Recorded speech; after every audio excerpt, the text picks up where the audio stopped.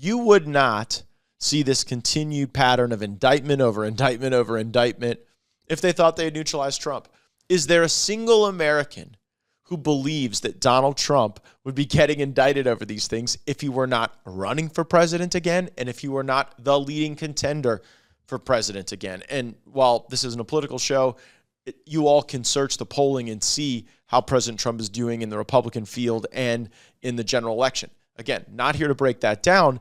It's relevant to us insofar as it informs the decision of a weaponized government to target him, which is exactly the allegation that President Trump makes in his statement. Another important thing, the House of Representatives needs to take action to defund this special counsel investigation immediately. We do not need to wait for the appropriations process. Don't have to wait for the Holman Rule or some rider.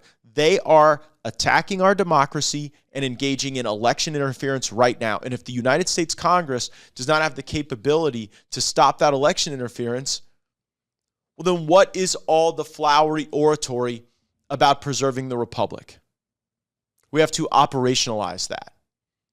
And so in the coming hours, the coming days, I will be introducing legislation under my name in the House of Representatives as a freestanding bill to defund the Jack Smith investigation. And one reason why is the election interference feature. Another reason why, the lack of transparency. I have sent correspondence to the Attorney General. I just want to know who's on the Jack Smith team. You remember how the understanding of the composition of the Mueller team informed on how we saw a lot of that evidence and a lot of that legal analysis?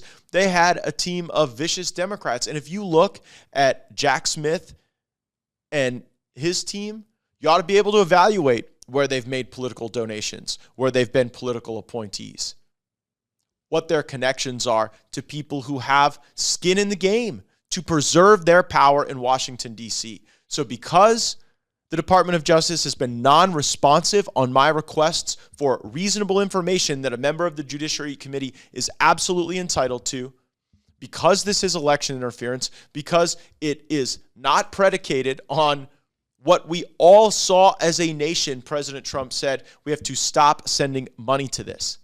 The power of the purse is not some intermittent thing that we wield every year and a half or every fiscal cycle. It's something that we have to wield day in and day out to achieve victory for our people and to stop this. And by the way, I'm under no illusions about Joe Biden signing such a legislative device into law. I know that Chuck Schumer would never bring such a thing up, but you deserve to know where your members of Congress are counted. Will they co-sponsor my legislation? I certainly hope they will.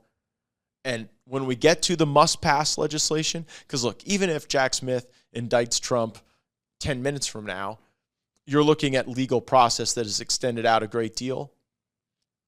We have to make sure that in this appropriations process, we do not continue to fund a government that has turned against the very nature of elections and free choice by the voters. Thanks so much for watching this video. Make sure you're subscribed to our channel with notifications turned on. You won't want to miss any of the breaking news.